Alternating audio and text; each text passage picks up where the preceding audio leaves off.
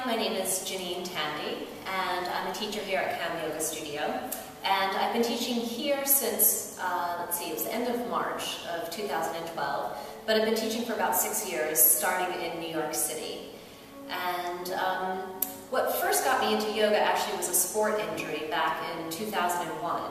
And I needed to start to look for a form of exercise at that time that was going to be a little bit less stressful for the body, but that would still allow me to find some strength and flexibility.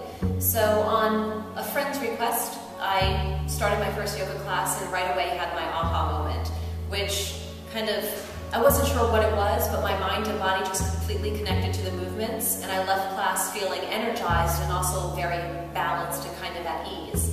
And I knew right then I needed to dive a lot deeper. And it just started this whole journey for me of discovering not just what the poses are and how the body needs to move and where I need to strengthen and effort my muscles and where I can pull back, but a lot of this process and journey started with how I need to focus my mind and my body on really connecting together into one and finding a sense of peace, and that's on and off the mat. What brought me to teach was I was at a certain place in my practice where I would say it was quite strong from a physical perspective, and my teacher at the time, Pena, who is quite a well-known vinyasa teacher in New York City, encouraged me to sign up and do the teacher training, thinking that, okay, I'm just going to deepen my practice at the very least. I'm going to learn a lot more about how to sequence a class, learn some more about yoga philosophy and meditation and breathing techniques.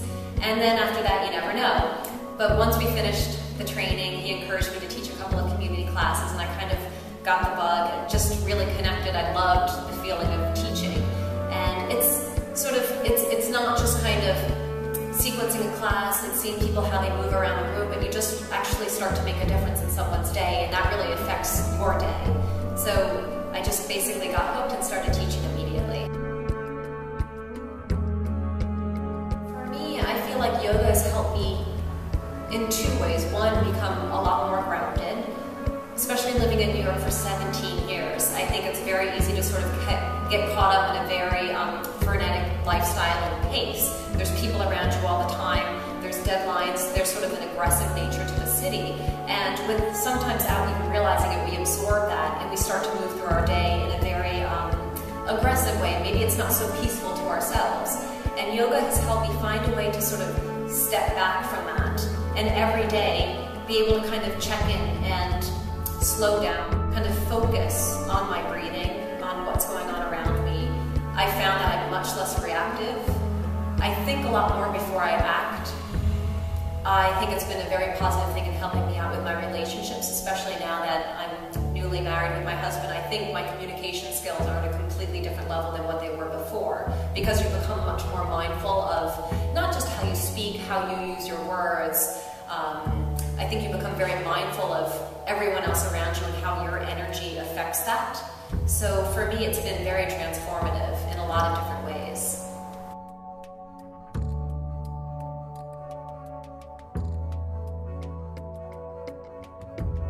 I would say my favorite style of yoga that's hard.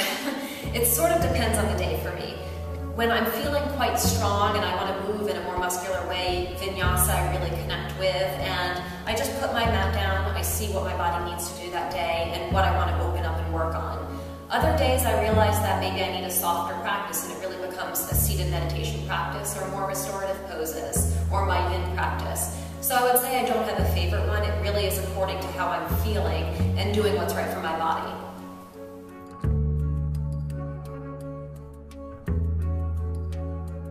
It's very important for me that eating and cooking and nutrition becomes an essential component to maintaining balance in the body.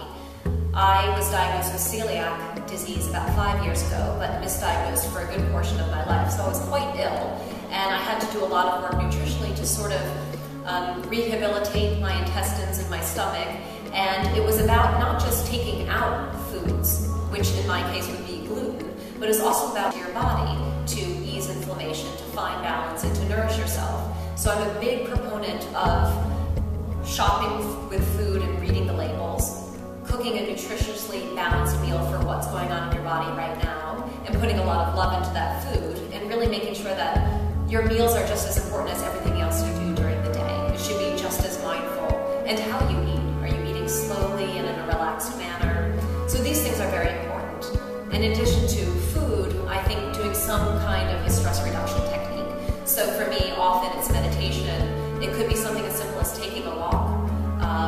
book, doing something to kind of time out. So if you feel like you're getting a bit overwhelmed, you can step back and check in. So for me, I think living a balanced life is about yoga. It's doing some form of a nice sort of practice to balance the physical body. It's doing something to balance the mind. And then of course what you take in as food is incredibly important.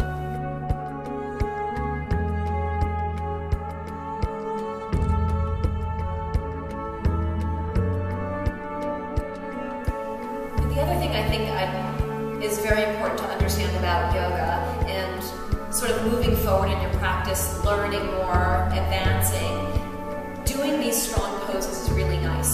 You know, when we see someone do a cool arm balance or an inversion, it's beautiful, it's strong, and I think these are fun to play around with because we get to our edge, we play around with changing our perspective on things, but that's not what yoga is all about.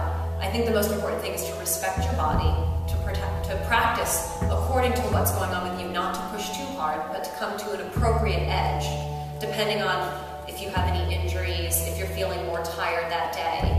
That's being an advanced practitioner, and I think that's really important for people to recognize because you want to have your practice for a very, very long time. And in order for that to happen, we need to take care of ourselves.